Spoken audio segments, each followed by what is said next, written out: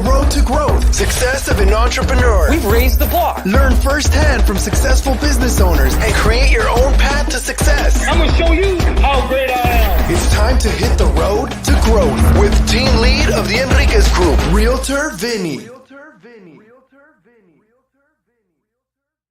Hi, you Road to Growth listeners. Today I have Dre Baldwin. He is the founder of Work on Your Game, mindset coaching.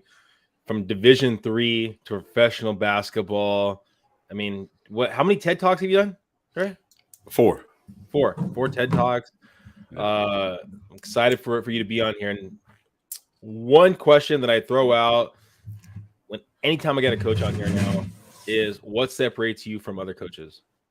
Separates me from other coaches is the fact that people know I'm willing to keep it real, that I get direct on. And the thing is even before people come into my coaching, honestly, Vinny, because they hear me just talking in my content and my articles and things like that, and they see that I'm willing to address any subject. I'm willing to talk about things, and I talk about things in a real honest and direct way, to where people who do work with me say, hey, Dre, you say some of the stuff that I want to say, but because of my line of work, I can't say.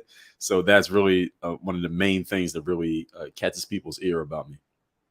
Has there ever been a time where you were I guess real and it came back to bite you?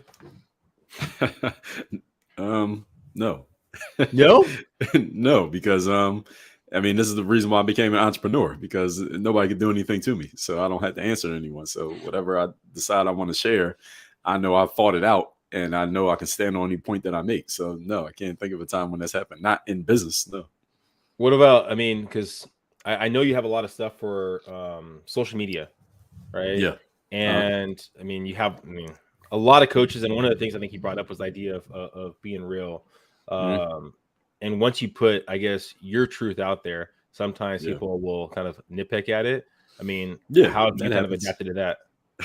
Yeah, that happens. So if you want to call that coming back to bite me, sure. People have written me back, replied to emails that I've written and said, well, I'm unsubscribing, or I'm never going to buy anything from you again, or I lost respect for you. I've had all those kind of comments, especially over the last 3 years, as everybody's talking about whatever's going on in the world. But I don't even call that coming back to bite me, because if they were offended by that, then listen, I didn't want them in my audience anyway. So to answer your question, how do I deal with that? I most of the time I don't even reply to them. If somebody disagrees with me and they push back and they're respectful about it, I'm happy to have a conversation. I actually enjoy that when somebody challenges me, because it gives me even more opportunity to stand on the point that I made. Before we get into your history, one of the things you talked about was what separates you from other people. Yeah. Question. Oh man, it's not the sneezing. It's keeping it real. So do you think that there's a lot of coaches out there that don't keep it real? Or are you just taking it to the next level? Both. Okay. I do think there's a lot of people, period, that I don't keep it as real as they could these days, especially just because of the way discourse is in the world, and that many people either will say what they feel like they need to say to kind of kowtow to the masses, to the mob, and or they just completely avoid certain subjects because they don't want to say what it's clear that I can read between the lines of how people talk, and like, okay, I see where this person is on this topic, but they won't say it. They won't come out and directly say it because they would probably offend too many people who are fans of theirs at that point. But me, I don't have that problem. Like, I will openly say things that I know is going to offend some people. I call it rejection marketing, Vinny. You got attraction marketing, you got rejection marketing.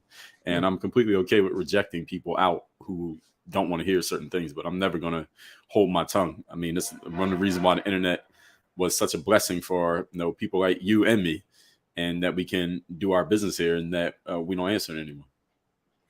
Well, let's rewind. To a young Dre. A young Dre, was he as opinionated and kind of on track to where he wanted to be growing up? I was. We didn't have the platforms back then, so it was nowhere to say anything. You can only talk to the people who you physically knew. But I was always the type of person who I would be in high school or middle school, and everybody in the room has the same opinion on a certain subject. I'm like, how is it possible that everybody has the same opinion? And I realized that what people were doing, and these were kids, but adults do the exact same thing. They call it going along to get along. but I was never that type of person. I was okay being the type of person who would say, hey, I got a perspective that's different from everybody here in the room, and I'm willing to explain it. And a lot of times people just didn't want to hear something that went against what they had already decided to believe. And again, you would think that was limited to 14-year-olds, but it applies just as much to 44-year-olds. Did at that time when you were I guess found out who you were, did you already know where you wanted to be? I mean, you've talked about it where Division III to professional to TED Talks to writing books. I mean, did you have that mindset before, or who did you want to be when you looked into the future? It's a great question. So the first thing, Vinny, is I wanted to play sports. That was the first angle. I wanted to play sports. So I knew by the middle of high school, even though I didn't have any tangible results, that I wanted to become a professional athlete, and the sport at that point was basketball. And then the internet came around, or it started to become, everybody had a way to get to the internet, even if you didn't have a computer, probably around the early 2000s, right? About 20-ish years ago, around that time. And at that point, I saw what people were doing with computers. And when I first got on the computer, I knew it was for me. Even though I knew I was going to play sports first, I knew that this computer thing, the internet thing, was going to be for me. And then when I read Robert Kiyosaki's Rich Dad Poor Dad around 2001, 2002-ish, I said to myself, okay, what he's talking about, that's what I'm going to do after basketball. I knew I was going to do basketball first, but after basketball, because we know professional sports end, right? Your careers, somewhere between 3 and 10 years if you're lucky. So I knew I was going to do something else after sports. So I said, when I get done with sports, I'm going to take what he's talking about here, and I'm going to do that. And then when social media and all that came about, this is around the time I got out of college. I graduated in 2004. So blogging was first. Then you got, then the YouTubes came around. Then we got what we now call social media. All of that started to happen between 2005 and 2010. And that was the time when I'm in my early 20s. I'm playing basketball, and I have time on my hands. So that's how I jumped into it. But I knew that I was going to be doing something on the internet, something on the computer. But who knew social media was coming? Nobody. But when it came, I jumped on it. Where did the confidence come from? I mean, you talked about, I want to be professional athlete. Mm-hmm. That's what I knew I want to do. And some people might take it, because you went to Division III and played there, right? Mm-hmm. That, my dream is squash, right? I mean, Division I players, I mean, the likelihood of them making it to professional is very minuscule. Division II, Division III. I mean, where did that confidence come from? Well, it was a completely irrational confidence. So, I mean, the point that you made is completely right. I mean, what I tell people is the difference between being a visionary and being delusional is the end of the story. All right. Mm-hmm. So it just depends how things end up, because had I not made it as a pro athlete, and had I not been able to turn that Division III start into becoming a 9-year professional athlete, we probably wouldn't be having this conversation. And there are plenty of D3 athletes who didn't make it, and they probably will never be on your show. So the fact that I was able to make it happen is what makes me look like a superhero, because it worked. But the things that don't work, then, hey, you go down as delusional. That's pretty much how life works. I mean, you don't always know. Sometimes you got to jump into something with both feet, because that's the only chance you have of actually succeeding. But just because you jumped in does not mean you will succeed. That's the beauty of life, I guess we can say. Was there a moment in that 9-year period where you go, I succeeded on my dream and I got to look to what's next? Or what did that look like when you're kind of transitioning to the next stage in life? From basketball to what we do now? Personal speaking, writing books. I mean, because if your whole dream growing up was being a professional athlete, and then it's like giving that up now and kind of going to your next stage, that can be difficult for some people. Yeah, it is for some. It wasn't difficult for me for several reasons. For number one, I came from a Division III school, Vinny, so it was no guarantee I was going to have a career. Right. So every time I got a job, and what a lot of people don't know about overseas basketball is that it's not like the NBA. Like the NBA, you look on TV and some players sign a 5-year contract with guaranteed money. All right. Overseas is not like that. Your contract is season by season. And honestly, it's not even that. It's really day by day. You have 2 bad practices in a row, you will get fired. They will send you home, a coach class ticket back to the United States. I've seen it happen to players. So when you're playing overseas, it's every single day you're earning that contract. So for me, every time I signed a deal and got with the team, I knew that this might be my last one. I might not get another one. And there were times where I was a free agent. There were gaps in my career where I just had an employment gap. I was not signed. I'm waiting for my agent to call me with an opportunity. And in those gaps, that's when I started building what I have now. So that's when I started putting more time into creating content and writing blogs and articles. And that led to writing books and all these things. So in these gaps that I had, on top of the fact that as a professional athlete, a long day at work is like 4 hours. Like your long day is 4 hours. So you have a lot of time on your hands. This is why you see athletes making rap albums, which they should stop doing that, but you see them doing it, and they're all over social media. And then some athletes have websites, and athletes do all kinds of stuff outside of playing their sport because there's plenty of time. You just can't work 8 hours a day playing a sport. It's not physically possible. So I had all this time on my hands, and that's how I started to build these things. So by the time I got done playing ball, to kind of go forward in this story, this is probably around 2014, 15. I stopped playing in 2015. I already knew what I was going to do next, because at this point, I had started, this is around 2009. I found myself unemployed at one point. And again, I told you I read Robert Kiyosaki. So I said, well, let me take some of those principles he was talking about. Let me see how I can use it on the internet. And the good news was, around that time, I had just finished, maybe a year earlier, reading kind of like the digital version of Rich Dad Poor Dad, which was Tim Ferriss's 4-Hour Workweek, where he was talking about similar principles of how do you kind of make your business work for you instead of you being run by the business. But he was using the internet because it was a new time. So I took the principles from both of those books and I started creating my own products. So I was selling my own products online in 2009, but I was still playing pro ball till 2015. So I already knew when I made my first sale, and I actually just sent an email out to my list this morning about this. When I made my first sale, it was a $4.99 program teaching people how to dribble the basketball. I said, I'm going to do this for the rest of my life. This is what I'm going to be doing. This right here. Because I knew basketball, again, it ends. You can't run past and jump over everybody forever. At some point, that's going to be done. So when I made that sale, I said, okay, I just took an idea from nothing, made a physical product out of it, put a price tag on it, told the world about it, and somebody gave me money for it. I could do this. I could do this forever. I don't even need to play basketball. I kept playing, but I knew this is the thing that I was going to be doing. So my transition was much smoother than a lot of athletes. And I tell people all the time, Vinny, had I been more successful, or let's say I started at a higher level as an athlete, let's say I got drafted by the Lakers and I had a 10-year guaranteed contract, I probably would have had a much harder transition because I would not have been looking at or thinking about any other options. I would have just been fat and happy playing basketball. So because I had such a rough go at it, even trying to make it to the pros, and then even once I got there, it wasn't always perfect. That is the exact reason why I was able to start building my brand before I got out of it.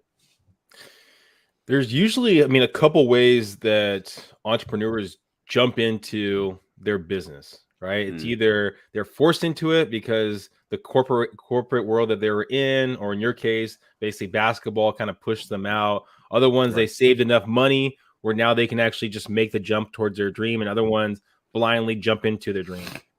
Where were you in that transition? Was it basically getting pushed out? Was it I had enough money saved, I can follow my dream? Or was it I'm just going to blindly jump into this thing? It was a little bit of all three, okay. Actually. So I wasn't actually pushed out when I stopped playing. I chose to stop playing, but in that period in 2009, when I didn't have a job, I had been sort of pushed out. It wasn't the end of my career, but who knows? Nobody knew that phone was going to ring again. So I started really paying attention because I asked myself the question, how can I combine basketball with doing something that makes me money with me being in charge? Because when you play a professional sport, you're still you're a contract employee, but you're an employee, right? Somebody has to decide to sign you. So I kind of had gotten pushed out. So that was one side of it.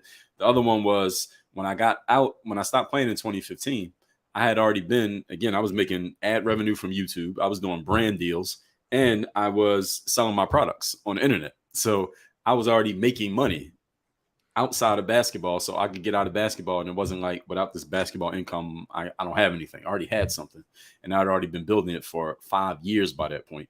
And then the other one, jumping in with both feet. Oh, I was absolutely doing that because, going back to Kiyosaki, I looked at the adults around me growing up, and they were all good, loving people, but they were employees. They all had jobs. They talked about their work as if it was a necessary evil. They were always at work, and they never had any money. So I said, I didn't want to do that. So I knew I wanted to be an entrepreneur. I didn't know what it took to be an entrepreneur, but I knew I wanted to do something other than what I had seen growing up. So there was no plan B. There was never even a thought that I was going to work for anybody else. It was absolutely, I'm going to work for myself. I just need to figure out how. what was something that you didn't know before you jumped in that you've learned now? Go, oh my gosh, I wish I would have known this when I originally started in this entrepreneurship journey. No, damn near everything. The only thing I did know was that you create a product, you put it out, tell people about it, and they give you money. Boom, you got a business. That's the only thing I did know. So everything else I did not know. So I didn't know anything about building a list. I didn't know anything about advertising. I didn't know about upsells. So somebody buys one thing, they probably buy another thing. I didn't know about doing collaborations. I had an idea, but I didn't know it. Like I couldn't have explained it to you. So damn near every single thing that I know about business today, I did not know when I first got started. All I knew was if I can create an exchange, I put something out, I say, this is how much it costs, and someone's willing to give me money for it. If I can do that over and over again, I can have a business. So from 2009 to about 2014, that's pretty much all I did. I had no real knowledge of business. I couldn't have taught you anything, but I was making money. So it was a good product, good timing, good marketing. All of that happened to the confluence of those things worked for me. And then I actually had to learn business from 2014 on. Before I jump into farther into this journey, I'm always intrigued by people that travel and get to live in other countries, because I think you really get to find yourself, who you are when you live in other countries. Where do you feel your growth was while you were living in different countries, different cultures? What were things that you picked up from that? That's a good question. What are the things that I picked up? I mean, man, I've been to so many different places, and my focus at all the places that I was at was just the basketball. And nobody's ever asked me that question, even though they should ask that question. I've been so many places. But what I picked up from it was that people are people everywhere that you go, even though they speak different languages, especially here in the United States. People in the United States, we are very arrogant about our culture, especially when it comes to language. And I've come to learn, actually, I often had it in my own head, especially growing up, that someone who doesn't speak English, you kind of look at them as, or if they're not speaking perfect English, you look at them as like they're less intelligent. But that is absolutely not the truth. And the people in other countries are just as introspective, just as insightful, and they understand things just as well as a American who thinks they're smart does. And in other countries, they don't have that same kind of arrogance about their place being the place and everybody else being an outsider. I didn't notice that in other places that I went to. I'm not saying those people don't exist, but it's much stronger in the United States when it comes to looking at people who come from out there to in here than it is when we go other places. When you started marketing, especially I think it was like a 5-year gap or 5-year overlay or somewhere around there that you were playing basketball and putting your stuff out there. Were you marketing to the countries that you were in, or were you marketing back to the US? I was just putting videos on YouTube and telling them click the link in the description. So it didn't matter who it was. Okay, I told you I didn't know anything about business at that time. Over the years, I mean, what do you think has been kind of the biggest hurdle you've kind of had to work through in kind of building your brand, building your business? That's a good question. I think, well, the first one was just learning how to delegate, but I've always had the communication skills, so it wasn't that hard. Once Tim Ferriss, I had to give credit to him for that. He talked about that a lot in his first book. The number one thing that I had to learn was really just putting together a system for marketing what I was doing, really just putting together a system so that things could work smoothly. And I don't feel I have mastered it, but I feel like I know it pretty well now, but I'm still learning. I still take things that I see other people doing. I still sign up for courses. I invested a lot of money into my business last year, most I ever did. And so I still go to conferences. I still invest in courses. I still sign up for programs. I still hire coaches. So I don't feel like I'm a completed product at all. I sell to the people who know less than me. How do you, I mean, it brings and it's great that you're constantly learning and taking in the knowledge. And how do you find out who is the right coach for you? Who is the right or what is the right conference for you? Because there's so much information out there, almost like an abundance of it. You can get overwhelmed with it. So how do you know it's the right person or situation for you? Good question. So the first thing, when it comes to a coach, I'm looking for someone who has a program that is going to address the specific need that I have. So I was looking for, if I'm looking for example, how am I going to sell a high ticket coaching program better? I'm looking for someone who focuses on and specializes on selling high ticket coaching. That's the person who I'm going to go to. And often, especially these days, what I've noticed with a lot of coaching programs is that, well, it depends. It's all different people. Like for example, in my coaching programs, I am the person who is doing the delivery. But in other programs I've been in, the main person who's in the advertisement, you don't even talk to them, right? They have a team of people. They're doing it. And what they're basically teaching is the system that person has, which is fine by me, depending on what I'm looking for. Because I'm not often looking for an individual. I'm looking for the system. Can I get this? Can I use this system to do what I'm trying to do? So those are the kind of programs that I've been in like the last couple of years. Those are the ones that I've been in. And when it comes to conferences, I'm less selective, Vinny, honestly, because what I'm looking for at a conference is not, I've been to enough to know that I'm not going there for the information being spoken on from the stage, because everybody who gets on the stage usually has something to sell. Mm-hmm. And they are either going to sell it to you from the stage, or they're just enticing you with the speech so that you go follow them or find them somewhere and then you buy their stuff later on.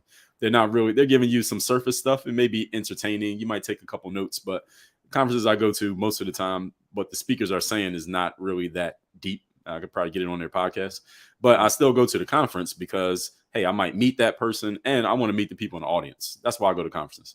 I go to conferences to meet the people in the audience because those are my next connections. Well, this is something we usually don't come across, but one of like the past guests, Daniel Chan, he's a magician and does it virtually. He had a question. Do you write the books yourselves or do you do a ghostwriter? Oh, I write every single word that comes out of Work on Your Game is written by me. Every email, every text, every tweet, every book. Do you have you always been a big writer?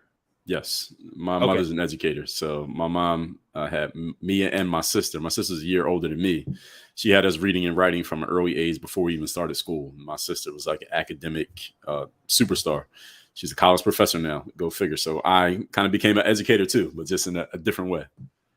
I mean, that's I guess something we didn't really talk about. I mean, how did your mother look at you following your dream as a professional athlete? Was she on board with that, or did she want you to have maybe get into schooling or something more stable? I mean, what was her perception on that? Good question. Well, she never said it in so many words, but I think she thought I was crazy when I got out of college because I'll tell you this story. I wrote about this actually in one of my books, Work on Your Game. Is when I came home from college, 2004, my parents are like, all right, well, what do you want to do now? And I said, I'm going to be a professional athlete. And that didn't go over too well. Not because they got to decide what I was going to do. You know, I'm an adult at this point, got a college degree.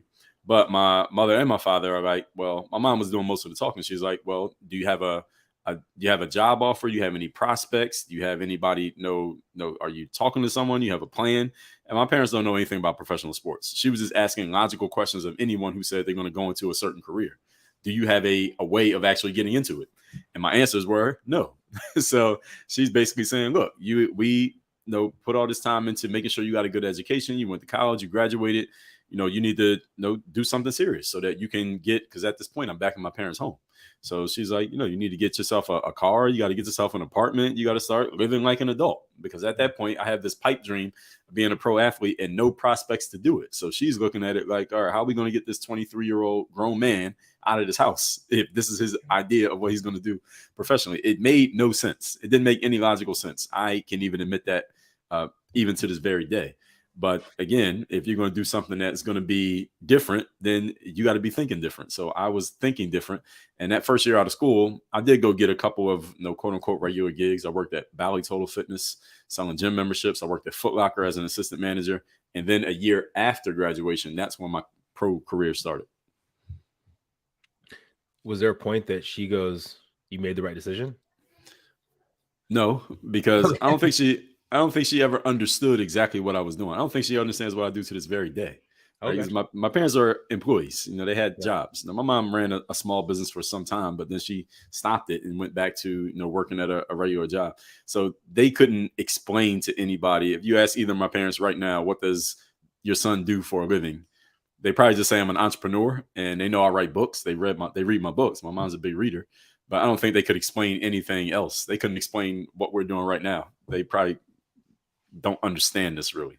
So there was never a point where she said, you made the right decision, but I know she's happy, proud. They understand TED Talks when they say I did the TED Talk, and the books. I mean, a physical book is impressive to people. Like if you can show them a book, I wrote this with your name on it, that's a big deal. So they get that part. So I think they understand it enough. Well, let's jump into the future. If we're talking in 5 years from now, where is your brand going to be? Where are you going to be? What are your plans? That's a great question. So work on your game when it comes to personal and professional development. We want to get this on the level of how Nike has Just Do It. When it comes to personal and professional development, work on your game. That's the level that I want to get it to. So it really is about expanding the message, getting more people to know about it. Because when people come across it, they immediately get it. I mean, work on your game. You get the phrase without even me explaining it. So it's really about just expansion, growth. Of course, finding more people that we can serve, and then just putting the systems and the strategies in place so that the message can spread and more people can actually know about it. Because I've seen a lot of people especially in the professional development and personal development world, thought leadership world, who their material is not even that good, but because they have a way of getting their name out there, they have more opportunities. So I know my stuff is good. So now I just need to get that part, the marketing side. Do you think there's going to be any changes to how coaches or social media professionals look at the world in the next 5 years? I mean, we're constantly changing with technology. Is there anything that you foresee that's going to change the way you put content out there? That's a good question. I think whatever comes about, Vinny, I'm going to jump on it. So, okay. Nobody knew that all the stuff that we have now was coming. But when I saw what we now call social media, I jumped on everything as it came out. I guess virtual or augmented reality is the next frontier. I guess that's the next thing coming other than what we have right now. Do you know something else? No, I mean, like there's like Chat GPT. I mean, and based off of the time that the podcast is out right now, I mean, it might be something that has been around for a little while. But there's so much technology that comes about on a daily basis. It's just I'm intrigued because you jump into things, right? Jumped in the book, jumped into the TED Talks, jump into YouTube, jump into all that kind of stuff. I mean, right. When you jump into something new, what's that process look like? Is it okay? I'm going to go to a conference about this. I'm going to learn as much as I can about this, and then jump into it. I mean, what's that process look like when there's a new technology that comes out? Oh, when new technology comes out, I just get on and start using it and figure it out as I go along. do you do it personally and take away from like other stuff that you're doing, or do you have like a team that does that, or what's that process? Give me an example of what type of technology. Let's say like TikTok. I don't know if you're doing TikTok stuff, but when that came out, was it more so you, or was it kind of like brainstorming with other people and kind of figuring out what to do with it, or? No, I'm not a brainstormer, Vinny. I just jump right in and start doing stuff. I just start doing stuff and I figure it out as I'm going. So with TikTok, I didn't initially get on it and didn't use it a lot at all. I still don't really use TikTok. Yeah. What I do is when I post a reel on Instagram, and anybody goes to my Instagram is Dre Baldwin, you'll see that I'm in front of the whiteboard, or I'll take a video off of something that I recorded and I'll put that up on Instagram as a reel. Then I'll just take that reel and put it on TikTok. And TikTok hasn't, I don't know, maybe they do suppress it, but the numbers have looked pretty good. My followers keep going up on TikTok, but I don't scroll through feeds and look at what anybody else is doing. I just post my stuff and get off of there. Fair enough. Yeah. I mean, that's sometimes the best way. So you kind of stay away from sometimes the haters, right? Yeah. I mean, but if you don't have any haters, then you're probably not saying anything provocative anyway. Exactly. That's a lesson that I learned a while back. And I was like, oh, okay, that's a better way of looking at it. Yeah, exactly. If someone's listening right now, Dre, and they love the flow, they love kind of what you're giving out there, and they want to basically make a change in their life, what's the best way of them getting more information about you? The best way is to go to workonyourgameuniversity.com. That's where I'm giving people a real life education. So when it comes to the mindset, strategies, the systems, the executions, all that's at Work on Your Game University. We got 20 plus courses in there. My coaching program options are there. And also I send out 2 physical mailings every single month, my Bulletproof Bulletin and my Black Book. That's all for members of the university. So it's workonyourgameuniversity.com. Any last words of wisdom that you want to provide to the audience out there? Absolutely. I mean, everything that we're doing is a game. The reason we call this Work on Your Game, because everything you do is a game. Your relationship at home is a game. Your relationship with your family and kids is a game. Your business, your career, your friends, everything is a game. And I've never met a person who said they didn't want to get better. I've never met someone, Vinny, who said, no, Dre, I want to do exactly the same in 2023 that I did in 2022. Nobody says that. Everybody wants to get better and go further. Even people making millions of dollars a year want to make more money. Everybody wants to get better and improve. So if you want to improve, you got to do the work. Everybody understands that. Working on your game. So always keep that in mind, that you got to put in that work on your game. And it's not always going to be fun. It's not always going to be exciting, but the payoff is always worth it. And that's why we do shows and have conversations like this, to remind the people who are on this journey that you're not the only one. You're not by yourself. All right, I'm going to finish out one last question. Okay. Curious if you would, now being that you've lived in so many different countries and cultures right there, do you think that's American thing, a Western thing, that we always want to get better? Have you ever been to a country or a culture that you think they were just content with who they are and were okay with plateauing? Yes, I have been to countries where people were content with who they were and they were plateauing, and maybe they had wishes of improving, but they weren't really seriously thinking about doing anything with it. So absolutely, that's definitely an American thing that everyone claims to want to get better. Now, you and I both know people give lip service to wanting to get better, but then when it's time to actually do the stuff to get better, and not doing it. But if you ask anyone in America, everybody says they want to get better. But in other countries, there are people who say, you know what, I'm good right here, just like this. I don't need anything else. I'm fine. It's kind of like that parable with you ever heard that parable with the old fisherman and the entrepreneur investor? No, how's it go? So there's this old fisherman who's this entrepreneur investor. He goes on vacation or something, right? And he goes to this far off country, and he meets this old fisherman who goes fishing every day. He gets his fish and he goes to the marketplace and he sells his fish. And the entrepreneur from America, he says, hey, he notices what the fisherman is doing and sees the fisherman is making solid money to take care of himself. He says, why don't you expand your business? Fisherman says, for what? He says, well, you expand your business and you can sell more fish every day. The fisherman says, well, why do I want to do that? When you expand your business, sell more fish, now you can hire employees. Well, why do that? So then when you hire employees, then you can have a bigger business and you can get yourself a nice location. Why do that? Then you can get investors. You can get investment capital, venture capital. You can have a huge business with this big warehouse and big factory, and you can get 1,000 times as many fish every day and sell 1,000 times as many fish every single day. Well, why do that? And then he says, well, then you can eventually sell the business and you can get all this money, and then you'll be able to retire. And then he says, well, why do that? Then when you retire, you can go to the lake every day and you can get a couple fish and take care of yourself and live fine. So the whole point was, because I missed part of the joke, actually, because the first thing that the fisherman said to the entrepreneur was, well, I do it like this because I make enough money to take care of myself and I can live comfortably. So then after the entrepreneur goes through this whole thing, he comes right back to the same point. You can take care of yourself and live comfortably. He's like, well, what's the point of me doing all that just to do it? Yeah, and that's the American way. No, it makes sense. Appreciate you, Dre, for being on the Road to Growth podcast. Hopefully everyone listening got some nuggets. I mean, like Dre talked about, I mean, most of us out there want something better. It could be better in life, better in family, better in, I mean, whatever that might be. It doesn't have to be, I mean, something big. It's just better than you were yesterday. If you're a little better than you were yesterday, you're on the right track. I mean, that's all you have to do. So don't take off more of a cookie that you can chew, little bite-sized pieces. You can do it. Go in the show notes. Go find Dre. You can kind of tell. I mean, there's a lot of energy right there. And sometimes people just lack a little bit of energy to get the day going, to get their mindset right. And it's 2023 when we're filming this right now. So start your year off right. Thank you, guys. Please subscribe. Please share. Go in the show notes and go find Dre. Bye, everyone.